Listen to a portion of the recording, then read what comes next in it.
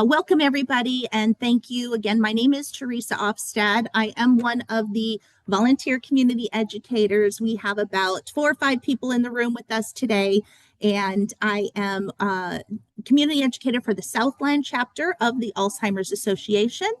And the reason that I'm so passionate, some of you here in the room are familiar faces, you're familiar with me, but when I was 8 years old, I watched my grandmother valiantly battle a disease she had no way of winning.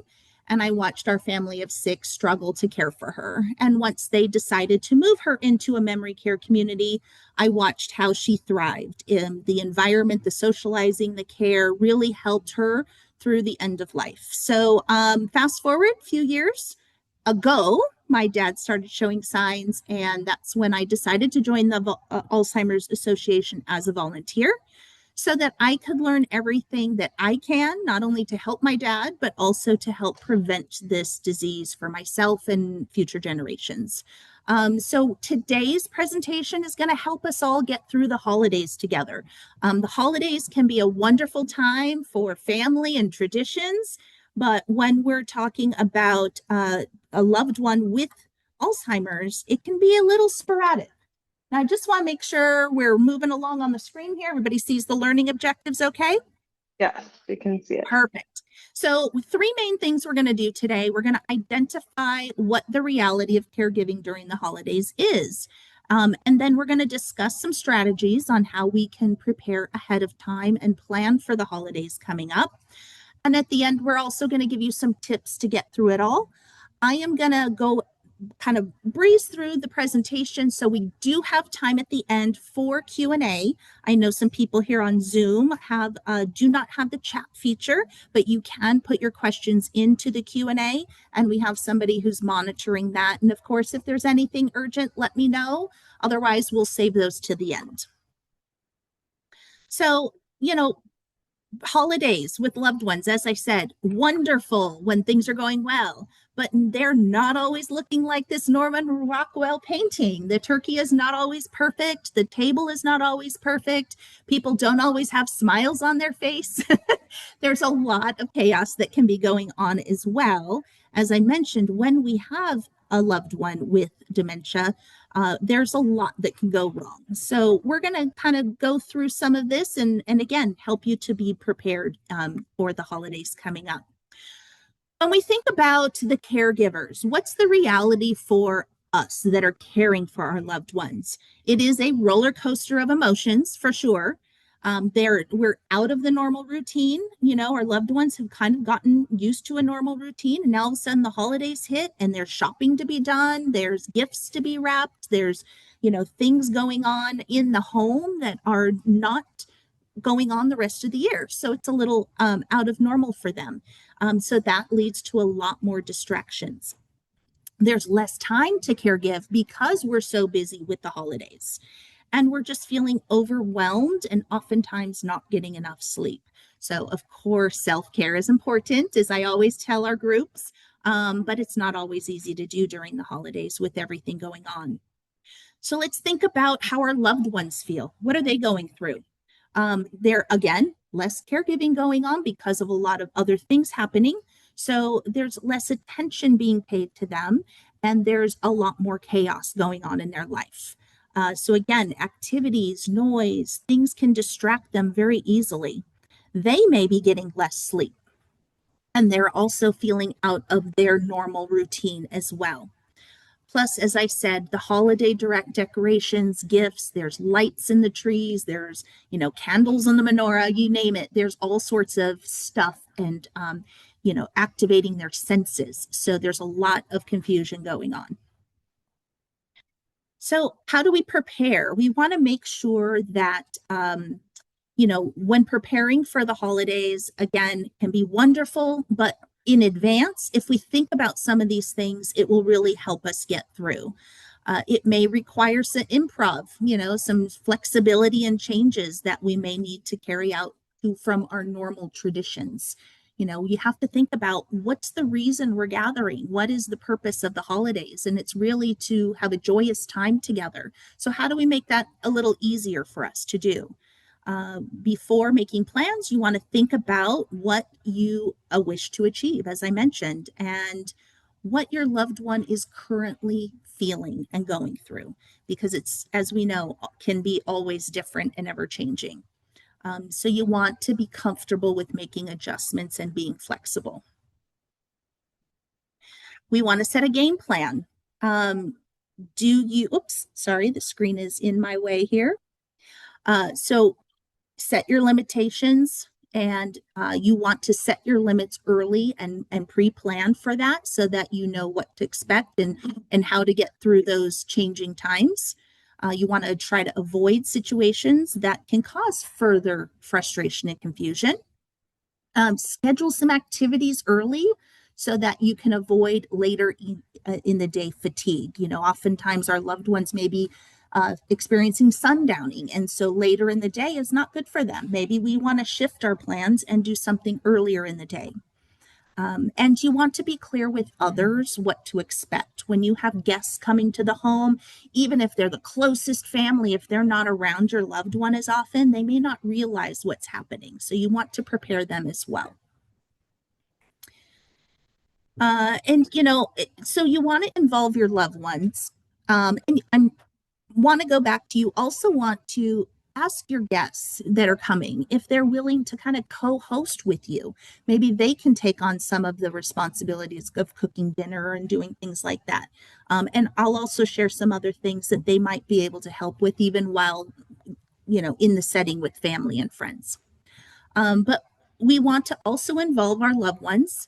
um, if there's an activity that they can still participate in, maybe they can't cook the turkey anymore, but maybe they can fold the napkins or something, give them a simple task to do that will still help involve them. They oftentimes they do love being around family and other people. It just depends on what their mood might be that day. So you want to try to maintain their normal routine as much as possible. If they're used to doing things in the morning, you want to try to stick to those morning routines, and that will help prepare them as well, and try not to create more confusion throughout the day. But remember, taking on too many tasks at one time can wear on both you and your loved one. So, holidays, again, we have a lot of guests, family, friends. Let's make it a team effort and ask for that support. Because again, self-care is very important. You have to think about them, you have to think about your guests, but you also have to think about yourself and the best way to get through that. So just in general, the holiday season, here's some tips and ideas of things we can be doing with our loved ones. You can be watching movies, holiday movies, or, whatever, to engage them into the holiday festivities. They love to listen to music, and especially if they have a genre they love, or, holiday music, get them into the season. It's great to help bake cookies with them, and if possible, but maybe it's not so safe for them to put the cookies in the oven, but maybe it's easy enough for them to mix the batter. Think about what's appropriate for them at the time. And you do want to focus on their strengths and then also their weaknesses, things they can do, things that they can't do when thinking of activities with them. And so, and of course, you want to be in the same room together while you're preparing and doing holiday gift wrapping and things like that. If possible, you want them to feel the holidays along with you as well. And we want to keep safety in mind. As I said, if you know that it's not safe for them to be using the oven or the stove, then think of other things that can help them. You want to avoid using the lit candles on display as much as possible, because that can become a safety hazard. And if it's something where you're lighting the menorah and it's part of your tradition, then think of ways you may be able to do it in a safe environment, maybe high up or in an area that they're not going to knock them over. Decorations that are easily breakable are can be dangerous. So maybe trying to keep those away from them if they get dropped in their vicinity. And sometimes, you'll have little cute looking fake fruit looking displays. You don't want them to pick up a plastic apple and start to try to eat it. So these are things you just want to start to think about. And then, of course, going into places with large crowds, you want to try to keep that in mind. If you want to include them in holiday shopping and being out and about, you just need to kind of monitor what their current mood might be. Maybe it's a good day for them and it's perfectly wonderful to do, but then they may be getting agitated. And so you have to think about, a plan B. So, how do we prepare our guests? It's especially important if we have not seen them for a while for them to be updated and not caught off guard.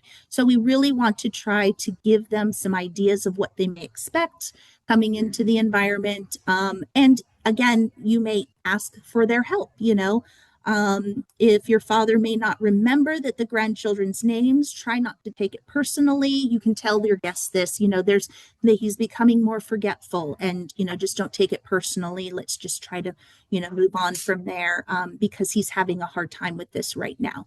If you're introducing him to a guest that he hasn't seen in a while, you can even say, hey, do you remember Barbara? And if they say no, just don't make a big deal about it. You can say, oh, that's okay, it's been a long time, I forget too, and just move on. Make it a smooth transition to the next thing. And you want to give them some examples of what kind of unusual behaviors they may be experiencing, just to be able to give that heads up. And as it says here, if give them hints, because then they'll know what to do with your loved one. You can say things like, mom feels best if she can talk about the garden, or let's not talk about the home that she lived in because we just moved her into a community. So kind of giving those pros and cons, things you should say, and maybe things to stay away from. Part two, prepare your guests. So yes, encourage them to visit. We don't want to stop our loved ones from being able to visit friends and family. It can still be very important for everybody involved, but just trying to have a little bit less stress in the interactions. And again, you want to stress the importance of living in the moment and not what the person still remembers from the past. So when guests arrive, most individuals with moderate dementia can still do well for brief periods of time. But this also can allow for you want to also allow for adequate private space in between. So if we're in a big room full of friends and family, and things are just getting a little more agitated for them, maybe you have a cousin or an aunt or a sister who can take them in the other room and do an activity. Or maybe if it's early enough in the day, maybe they could take them out for a walk just to get them removed from the area that's agitating them. And then they can maybe re-engage a little bit later when they've had that moment to just pause and relax. And so again, being flexible, there's some things you want to consider. Again, with the sundowners later in the day, maybe you want your celebration to be a lunch celebration instead of a dinner, or maybe you go out to a restaurant if it's going to be too much for the cooking in the house. Things to think about. And you can arrange for in-home care, because that's also a great way that you can still enjoy some time with friends. You can also go out shopping and do things you still need to do during the holidays. So in-home care is also an option, even if it's just through the month of December, just a couple times to get yourself out and be able to do other things. Having your family holiday meal at a restaurant, as I mentioned, and of course the holidays are to share the time with people we love. So let's try to figure out ways to get through this. Travel considerations, as we've talked about with the people in here, you definitely want to plan ahead. And if you are traveling in an airport, couple things to think about. Bathroom breaks can be very distracting, even when you're in a big airport, and even ourselves sometimes get lost with all the different exits and entrances. So I also often recommend that you use a family bathroom where you can maybe go together, or at least be standing right outside the one door that enters, and they don't have to exit a second door that we didn't know about.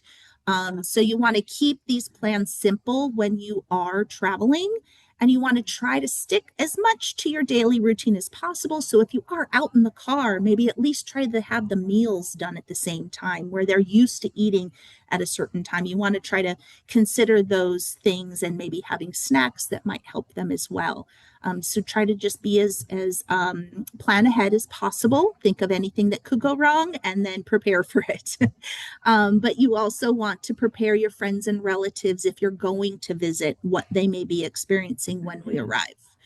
And then, of course, the advice that this service and hospitality staff may have. There's oftentimes people in whether it's airports or hotels are familiar with different things that people go through, and there may be some tips or advice that they have to help get you through the airport safely, or if you're staying in a hotel, keeping them aware of the situation as well.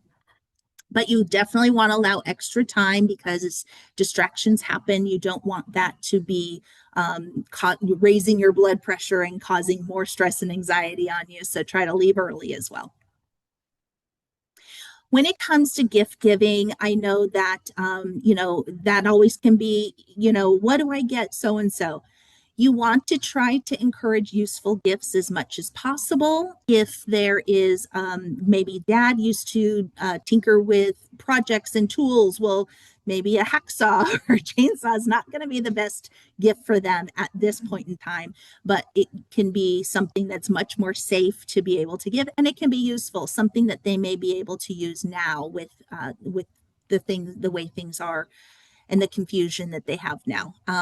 Things like an ID bracelet, or, maybe it can be pretty, but it can have, their phone number or address, your phone number or address in case they should get lost. Things like, activity books or movies or games or music that they may enjoy. So thinking about what kinds of gifts may be appropriate now and not so much gifts that they loved in the past. And so you want to try to warn your friends and family as much as possible, but don't neglect your own needs. So if there is something that would be helpful for you to caregive for your loved one, maybe you can suggest that for a gift as well. I don't want to go where my mind just was. A muzzle, yes, a muzzle can definitely help. Okay, so tips for caregiving in care facilities. Let's say now at this point in time, your loved one is living in a community with its own care staff. There are a lot of great holiday festive events that are happening that can be very helpful to engage in. As family and friends, you can go to the community and enjoy the holidays with your loved one, but also keeping in mind that all that extra excitement may be agitating them more as well if it's something out of their norm and they're not as comfortable with it. So all of these things can be happening. You definitely want to talk to the staff to see if your loved one needs some extra guidance, or maybe you have some questions of how to engage during this time as well. I think that covers most of that. And again, normal routines that provide a sense of security may be disrupted during this time. So trying to stick to that normal routine as much as possible. You also want to consider prepare yourself for the possibility that will be uncomfortable or that they may want to leave, and you need to build in some type of plan for someone to leave with them if necessary. So if they're just getting really agitated and they want to leave the community, maybe you can show up, or a loved one or friend can visit and take them for a walk, or maybe pick them up, take them out shopping just to get them out of the community a little bit more as well. Maybe go to the park for a picnic if the weather permits. You never know in December. So different things that you can be planning for in advance. You can also plan a smaller gathering or celebration earlier in the day. Again, as we mentioned, if you were staying at home, you can do the same thing in the community as well. But always have a backup plan. That's very helpful as well. Plan A and plan B. If a good day, we're going to do this. If they're agitated, we're going to do this instead. So, how do we make it to January 2nd? We definitely want to manage our expectations. As we said, it's not a Rockwell painting. There's a lot of confusion going on for our loved ones and a lot of stress going on with ourselves. Don't expect family dynamics to change. A lot of family traditions, they stick to the traditions, and not a lot of family want to change. But again, if you are having these conversations with them in advance, it can help prepare you for the day that everyone comes together. You want to be sensitive to the needs of your loved ones. You want to try to help, obviously everybody have a good time. So maybe trying to keep with some of the traditions, but also compromising and saying, hey, if we're going to do this, can we do it at this time? Or if we're going to do this, can we do it over here? And just whatever change might need to be to keep with those traditions. You want to balance solitude with social ability. And so again, if your loved one is in a room and they're in a good mood and you're celebrating with everybody, that's wonderful. But if that agitation starts to occur, think of plan B. Okay, let's get them in the other room. Let's have so and so take them for a walk, as I mentioned before.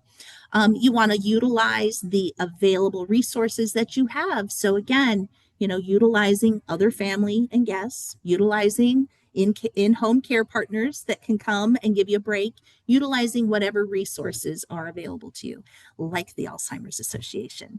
Give them a call if you need them as well. But let yourself off the hook.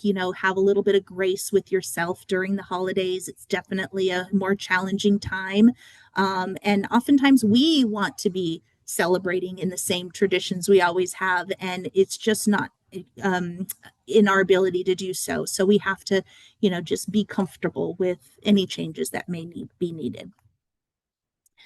And when it comes to emotions, I mean, holiday emotions / everyday emotions, it's just an emotional time to go through with your loved ones. But during the holidays can be even more emotional. And that's again for you and your loved ones. There is oftentimes we are looking forward to family and friends coming over and getting together, but just the stress of it can cause extra emotion and anxiety or stress on our own, for ourselves as well as our loved ones.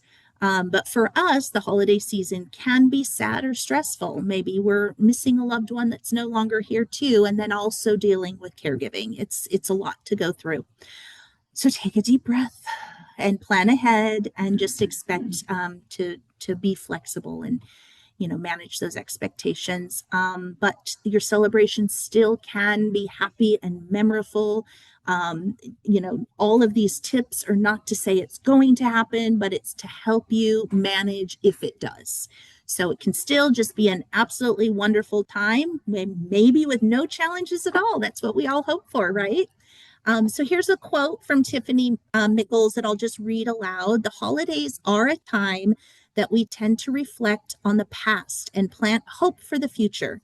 People that live with dementia cannot always reflect on the past year or the year to come. The future is often difficult to face. However, as caregivers, we can treasure a few things. Our loved ones truly live in the moment. They enjoy what is happening right now without regret of recent past or worry of the future. For us, these special visits will become our memories. So I just wanted to read that because, we have to think about these things. They're living in the moment. So oftentimes it's more about how we're getting through the holiday. And as I mentioned, the Alzheimer's Association is available 24 hours a day, 7 days a week, in any language. You just call the helpline and they will help get you through the holidays. They are available with they help provide support and information to help get you through the holidays, but also there to help you year round. If you're frustrated in the middle of the night and you just don't know where to go, you can give them a call, get some advice. They oftentimes will help you in the moment, what helps get you to the next thing.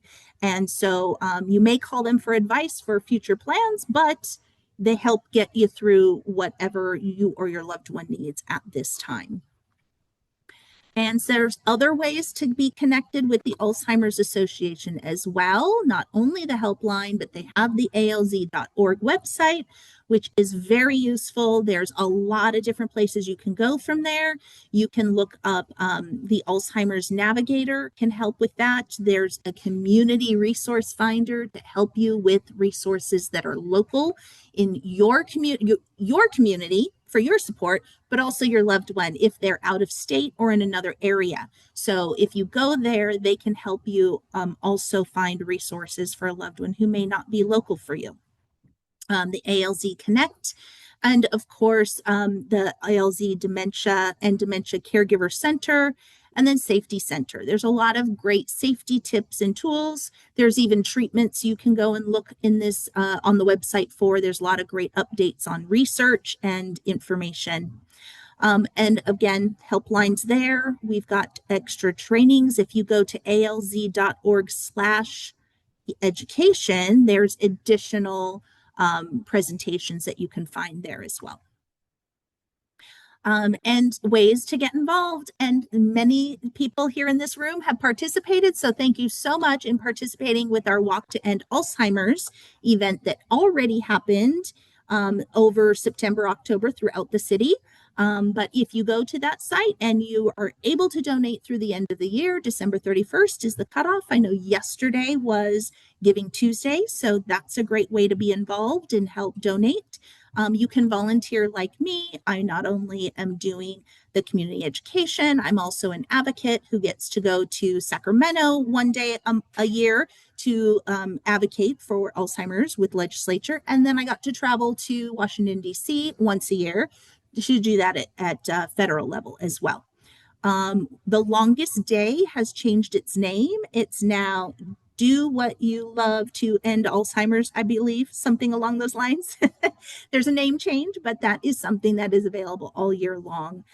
Advocacy trial match if there is information that that either you or your loved one can be part of different trials that are out there. So that's another way to get involved, not only for you, but your loved one as well.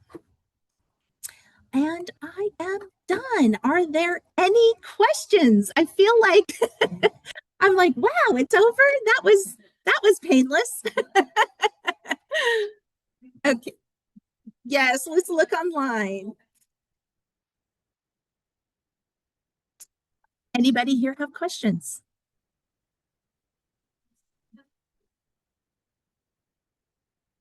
Yeah.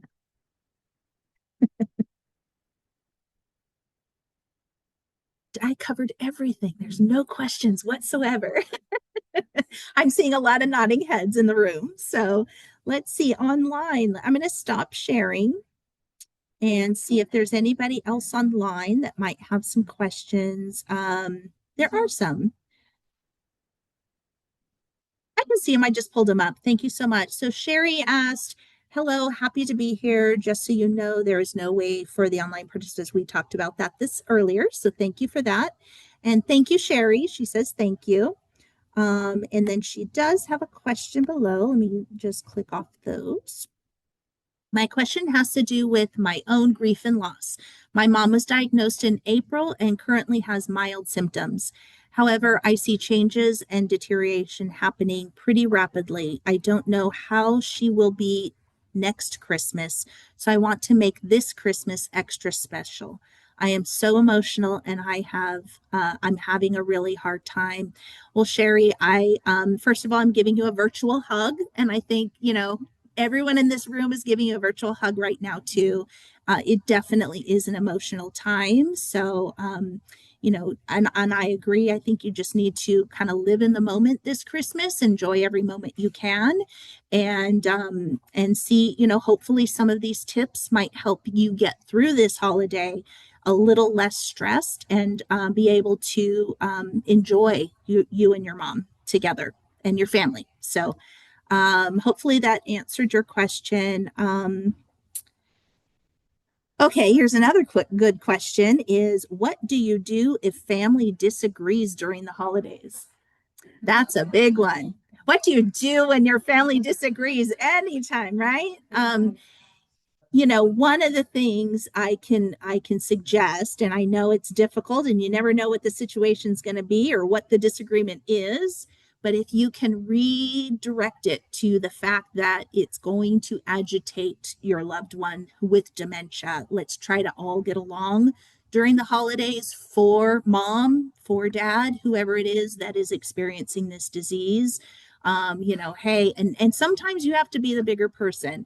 When it comes to you as a caregiver and your loved one, I've shared this many times, you can't always control the things that they do, but you can control what you do. And sometimes it's the same with family.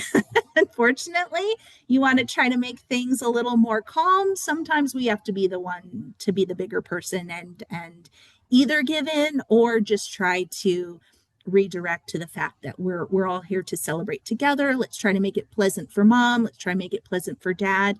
And if you redirect it in that way, hopefully the conflict can get resolved. Or just say, I agree to disagree. Let's move on. Let's have fun. Give each other a hug.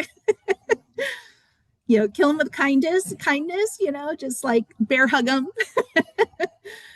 So any other questions online or in the room as we're thinking? Oh, wait, I think there's one more. You're very welcome, Sherry. I appreciate that. And I do send you much hugs and hopefully you can get through this in a very beautiful, peaceful, loving way. And Sherry's also asking if the slides can be shared. I'm not sure if Savannah's still on or if there's any way to do that. Are we going to be posting the video? Do you want me to mute and you can answer that? Yeah, okay. We're going to answer that. 1 second, Sherry. So we will be posting the slides on our YouTube and we'll be sharing this presentation along with everything that Ms. Wonderful Theresa has shared. It will all be posted online and we usually send an email out with that link if you want to go back through or re-listen to anything that Theresa has said. Thank you. Any other questions in the room? I know I asked a couple times, but maybe something came up. Yes. Yes. How is all productive of giving yourself time beforehand to breathe, and now that you are with your loved one, have that time to enjoy it, yes, some space, grace to yes, ahead of time. Yes, You know that it isn't going to change. Yeah. Thank you for that. Thank you for that. So I don't know if you could hear that a comment, Sherry, so I'll repeat it. Someone in the room wanted to give you some advice as well, is to be able to go through that grieving process ahead of time. It's okay. It's okay to cry. It's okay to feel the grief. It's okay to get through that emotion. But maybe you want to try to do it, beforehand, before meeting up with your mom during the holidays and, have grace for yourself to get through that. And what was the other part? You said just, that way you can enjoy the time with your mom at that moment, is to be able to try to do the grieving process ahead of time, because, every day can be an emotional roller coaster. Thank you for that.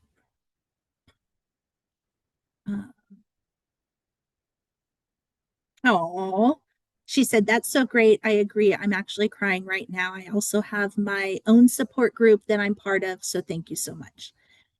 Good. Thank you, Sherry. Thanks for sharing. So I think that is all. We will wrap up. And do you have any closing comments? Yeah, she'll jump right in here. I'll make it easy, no more technical difficulties.